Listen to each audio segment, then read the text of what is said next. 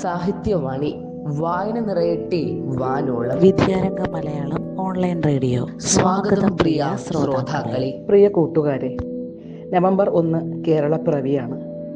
November 1 മുതൽ 7 വരെ ഭരണഭാഷാ വാരമാണ്.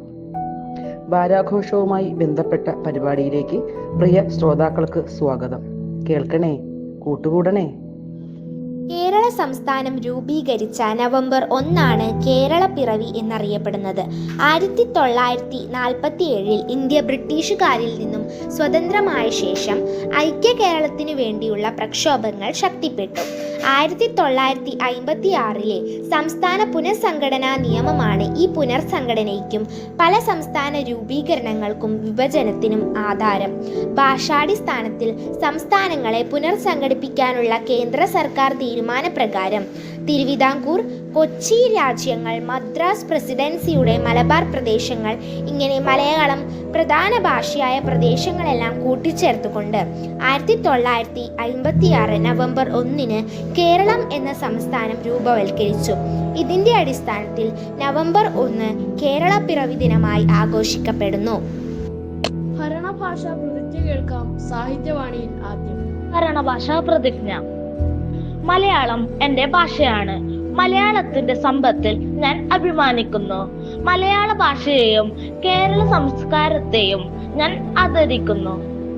ഭരണനിർവഹണത്തിൽ മലയാളത്തിന്റെ ഉപയോഗ സാർവത്രികമാക്കുന്നതിന് എൻ്റെ കഴിവുകൾ ഞാൻ വിനിയോഗിക്കും. തിരുക്കൊച്ചി, മലബാർ എന്നിവ ചേർന്ന് ഇന്ന് കാണുന്ന വിധം 14 ജില്ലകളായി മാറി. 14 ജില്ലകളുടെ പ്രത്യേകതകൾ കേൾക്കാം സാഹിത്യവാണിയിൽ. ഞാൻ തിരുവനന്തപുരം. കേരളത്തിന്റെ തലസ്ഥാനമാണ് ഞാൻ. ഇന്ത്യയിലെ നിത്യഹരിത നഗരം എന്നറിയപ്പെടുന്നു. കൊട്ടാരങ്ങൾ, ക്ഷേത്രങ്ങൾ, മൃഗശാല, മ്യൂസിയം, ബീച്ചുകൾ എന്നിവ ഉൾപ്പെടെ നിരവധി വിനോദസഞ്ചാര കേന്ദ്രങ്ങൾ എന്നിലുണ്ട്. ഞാൻ കൊല്ലം. പണ്ട് കാലത്ത് എന്നെ അറിയപ്പെട്ടത് ദേശിങ്ങാനാട് എന്ന പേരിലാണ്. പുരാതന കാലത്തെ തുറമുഖമായതിനാൽ പല രാജ്യങ്ങളുമായി എനിക്ക് ബന്ധമുണ്ട്. തങ്കശ്ശേരി ലൈറ്റ് ഹൗസ്, ജടായുപ്പാറ, പുനലൂർ തൂക്കുപാലം, മൺട്രോ തുരുത്ത് എന്നീ സ്ഥലങ്ങളാൽ ഞാൻ പ്രസിദ്ധമാണ്. ആലപ്പുഴ കേരളത്തിലെ പ്രധാന വിനോദസഞ്ചാര കേന്ദ്രമാണ് ഞാൻ. കയർ വ്യവസായത്തിനും വെള്ളം കളിക്കും തൊഴിലാളി സമരങ്ങൾക്കും പേരുകേട്ടതാണ് ആലപ്പുഴ. മനോഹരമായ കായലുകളും കനലുകളും വയലുകളും കൊണ്ട് സമ്പന്നമായ ആലപ്പുഴ വനങ്ങളില്ലാത്ത കേരളത്തിലെ ഏക ജില്ലയാണ് ആലപ്പുഴ.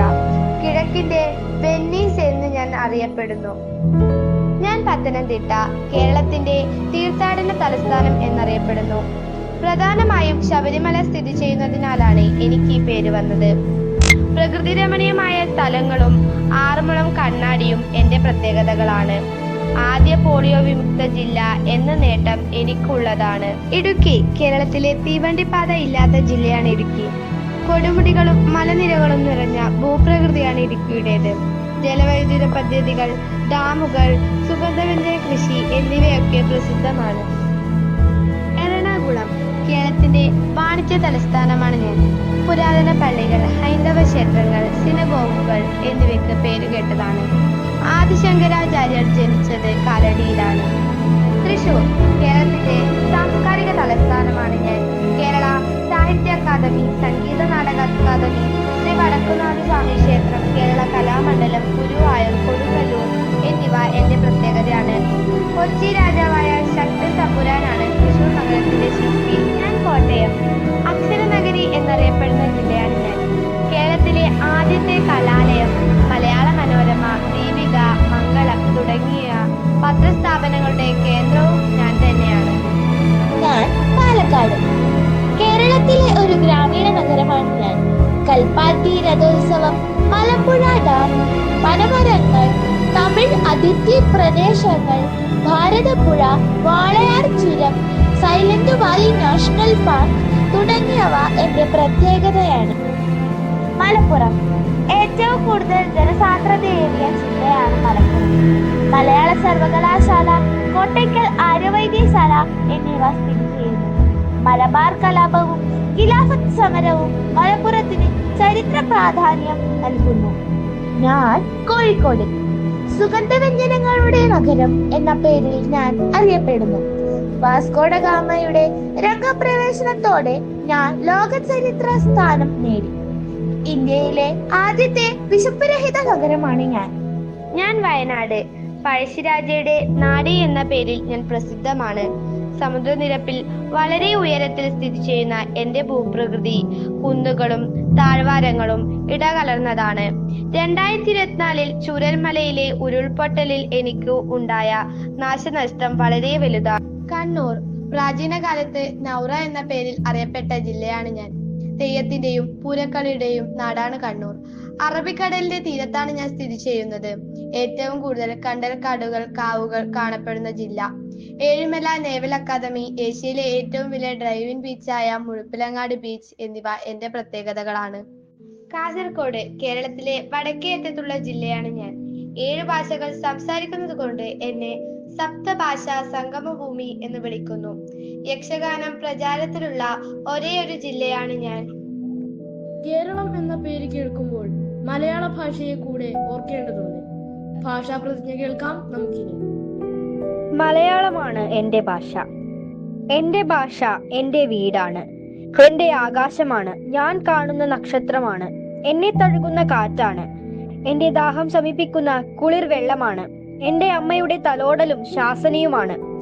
ഏതു നാട്ടിലെത്തിയാലും ഞാൻ സ്വപ്നം കാണുന്നത് എൻ്റെ ഭാഷയിലാണ്. എൻ്റെ ഭാഷ ഞാൻ തന്നെയാണ്. എഴുത്തച്ഛൻ മുതൽ പുതുതലമുറ വരെ എത്തി നിൽക്കുന്ന സാഹിത്യ വഴികളെ പറ്റി കേൾക്കാം സാഹിത്യവാണിയിൽ അടുത്തതായി. ശാരിക പൈതലേ ചാരുശീലേ വരികാരോമലേ കഥാശേഷവും ചൊല്ലു നീ. അതെ, അശേഷവും ചൊല്ലുകയാണ്. കേരള നാടിനെ കുറിച്ച് പറയുമ്പോൾ മലയാള ഭാഷയെക്കുറിച്ച് പറയാതെ വയ്യ.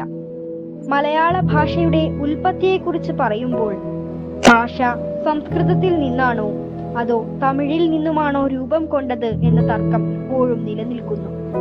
എങ്കിൽ തന്നെയും എഴുത്തച്ഛന്റെ ശാരിക പൈതൽ പാടിപ്പുകഴ്ത്തിയ മലയാളമാണ് കേരള ഭാഷയ്ക്ക് അടിസ്ഥാനം എന്ന് ഓർക്കേണ്ടിയിരിക്കുന്നു. ലളിതമായ പദങ്ങളാൽ മണിമുകിൽ വർണ്ണനെ വാഴ്ത്തിയ ചെറുശ്ശേരിയും നർമ്മത്തിന്റെ ചടുലത ചാർത്തിയ നമ്പ്യാരും പച്ച മലയാളത്തിന് പേരുകേട്ട കൊടുങ്ങല്ലൂരും ഭാഷയെ കെട്ടുറപ്പുള്ളതാക്കി. ആശയഗംഭീരനായ ആശാനും ഉജ്ജ്വല ശബ്ദാഠ്യനായ ഉള്ളൂരും ദേശസ്നേഹിയായ വള്ളത്തോളും മലയാള ഭാഷയ്ക്ക് നവവീഥിയൊരുക്കി. പി ഭാസ്കരന്റെ കാവ്യ നൃത്തവും വയലാറിന്റെ വിപ്ലവ ഗീതവും ONVയുടെ സ്മരണാമാധുര്യവും കേരളം നെഞ്ചിലേറ്റിയപ്പോൾ മലയാള ഭാഷയ്ക്ക് പുതുപിറവിയായി. വരമൊഴിയിൽ അടച്ചൊതുക്കാൻ കഴിയുന്നതല്ല മലയാള ഭാഷ. വാമൊഴിയിലൂടെ പകർന്നാടിയ വടക്കൻ പാട്ടുകൾ, നാടൻ പാട്ടുകൾ, പാണപ്പാട്ടുകൾ, കൃഷിപ്പാട്ടുകൾ, എഴുതി സൂക്ഷിക്കാത്ത എത്ര വാമൊഴി രഹസ്യങ്ങൾ. കാലങ്ങൾ കഴിയുന്തോറും ധാരാളം എഴുത്തുകാർ ഭാഷയെ സമ്പുഷ്ടമാക്കി.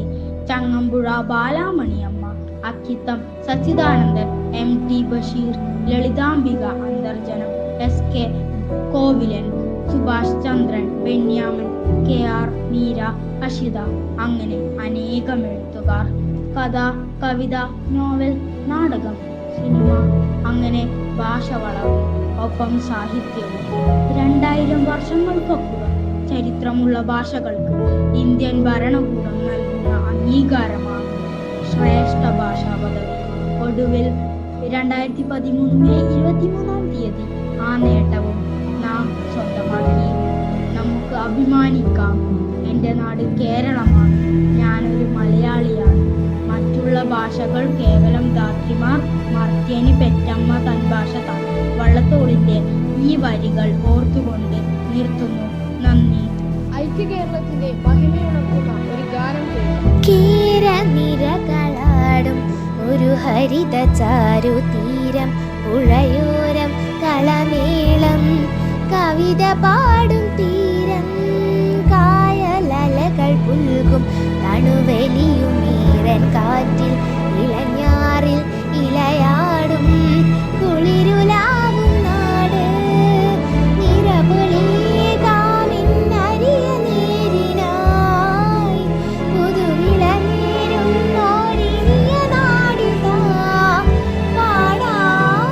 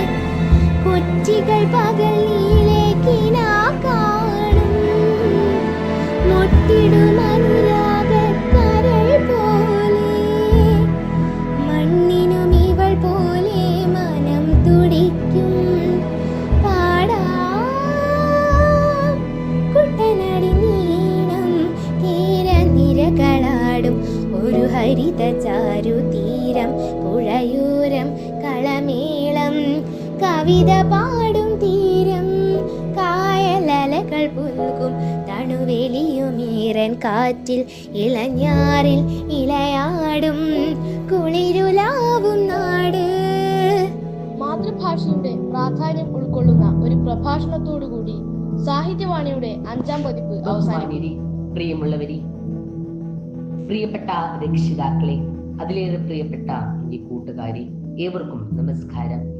നമ്മളിൽ ഉണ്ടായിരിക്കേണ്ടതും എന്നാൽ ഇന്നത്തെ തലമുറയിൽ നിന്ന് അകന്നു പോകുന്നതുമായ ഒന്നാണ് മാതൃഭാഷയോടുള്ള സ്നേഹം. ഭാഷ അതൊരു ശബ്ദമല്ല, അത് നമ്മുടെ ആത്മാവാണ്. നാം ചിരിക്കുമ്പോഴും കരയുമ്പോഴും അമ്മയോട് അമ്മയെന്ന് വിളിക്കുന്ന ആ നിമിഷത്തിൽ പോലും നമ്മുടെ മാതൃഭാഷയുടെ സ്പന്ദനമുണ്ട്. അതാണ് നമ്മെ മനുഷ്യനാക്കുന്നത്. ഇന്നത്തെ വർത്തമാനകാലത്ത് ഭാഷയുടെ പ്രാധാന്യം കുറയുകയാണ്. മലയാളം എന്ന മധുര ഭാഷയുടെ മണവും സൗന്ദര്യവും നാം മറന്നു പോവുകയാണ്. ഒരിക്കൽ വായനയിലൂടെ ആനന്ദം കണ്ടെത്തിയിരുന്ന നമ്മുടെ പൂർവികർ അതെ തകഴിയുടെയും ആശാന്റെയും ബഷീറിന്റെയും വള്ളത്തോളിന്റെയും ചങ്ങമ്പുഴയുടെയും ONVയുടെയും രചനകളിലൂടെ ജീവിതത്തിന്റെ തീ പടർന്ന യാഥാർത്ഥ്യങ്ങൾ നാം കണ്ടിരുന്നു. അവയായിരുന്നു നമ്മുടെ സംസ്കാരത്തിന്റെ ദീപങ്ങളും. പക്ഷേ ഇന്ന് അമ്മയുടെ മടിയിലിരുന്ന് മുലപ്പാൽ നുകരുന്ന പിഞ്ചു കുഞ്ഞു മുതൽ ആശുപത്രി വരാന്തയിൽ കുനിഞ്ഞിരിക്കുന്ന ജരാനരം ബാധിച്ച അപ്പൂപ്പന്മാര് വരെ എല്ലാം മൊബൈലിന്റെയും ടാബ്ലറ്റിന്റെയും അടിമകളായി മാറിയിരിക്കുന്നു. സ്ക്രീനുകൾ വെളിച്ചം കൊടുക്കുന്നു, പക്ഷേ അവ നമ്മുടെ ഉള്ളിലെ വെളിച്ചം അണയ്ക്കുകയാണ് ചെയ്യുന്നത്. ഒരിക്കൽ വായന ജീവിതമായിരുന്നു, ഇപ്പോൾ ജീവിതം മറന്നു പോകുന്ന വായന ഇല്ലായ്മയാണ്. ഫ്രാൻസിസ് ബക്കന്റെ വാക്കുകൾ നിങ്ങളൊന്ന് ഓർക്കൂ. ഒരു പുസ്തകം നമ്മുടെ ഉള്ളിലെ മഞ്ഞുപാറ പൊട്ടിക്കുന്ന കുത്തിയിരുമ്പ് ആകണം. അതോടൊപ്പം ആ വ്യക്തി പറഞ്ഞത് ഒരു വാക്ക് കൂട്ടിണ്ടായിരുന്നു, അത് വളരെ മഹത്തരമാണ്. വായന ഒരാളെ പൂർണ്ണമാക്കുന്നു എന്നാണ്. അറിവിന്റെ സ്രോതസ്സാണ് വായനയിലൂടെ നമുക്ക് തുറന്നു തരുന്നത്. അത്രത്തോളം ശക്തിയുള്ളതാണ് വായനയും ഭാഷയും. നമുക്ക് 1 മണിക്കൂർ വായിക്കാം, അത്രമാത്രം ആ മണിക്കൂർ നമ്മെ അറിവിന്റെയും ബോധത്തിന്റെയും ഉന്നതകളിലേക്ക് നയിക്കും. ഞാൻ പറഞ്ഞത് നമ്മുടെ മുൻ രാഷ്ട്രപതി APJ അബ്ദുൽ കലാമിന്റെ വാക്കുകളാണ്. പുസ്തകങ്ങൾ നിശബ്ദമാണ്, പക്ഷെ അവിടെ അർത്ഥങ്ങൾ മുഴങ്ങുന്ന ശബ്ദമാണ്. ഒരു പുസ്തകം എന്നത് ഒരു എഴുത്തുകാരന്റെ ജീവിതാനുഭവങ്ങൾ എഴുത്തുമൂശയിലിട്ട് പഴുപ്പിച്ചെടുത്തതാണ്. അത്തരം ചൂടേറിയ അനുഭവങ്ങൾ നമ്മുടെ നാടിന്റെ സാംസ്കാരിക നവോത്ഥാന പ്രക്രിയകൾക്ക് ആക്കം കൂട്ടുകയും വെളിച്ചം പകരുകയും ചെയ്യുന്നു. ഭാഷ ഒരു ജനതയുടെ മുഖമാണ്. അതിനെ ബഹുമാനിക്കാതെ നമുക്ക് മുന്നോട്ട് പോകാനാവില്ല. നമ്മുടെ മലയാളം ദൈവത്തിന്റെ സ്വന്തം നാട്ടിലെ ദൈവീകമായ ഭാഷയാണ്. അതിന്റെ മാധുര്യം, അതിന്റെ സംഗീതം, അതിന്റെ ആത്മാവ് എല്ലാം അതുല്യമാണ്.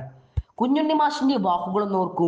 ജനിക്കും മുമ്പ് തൻ കുഞ്ഞ് ഇംഗ്ലീഷ് സംസാരിക്കണം, അതിന് ഭാരതം പേരങ്ങ് ഇംഗ്ലണ്ടിലാക്കി. ഈ വാക്ക് വളരെ പ്രാധാന്യമുള്ളതാണ്. ഈ വാക്കുകൾ ഒരു മുന്നറിയിപ്പാണ്, നാം മറക്കരുത്.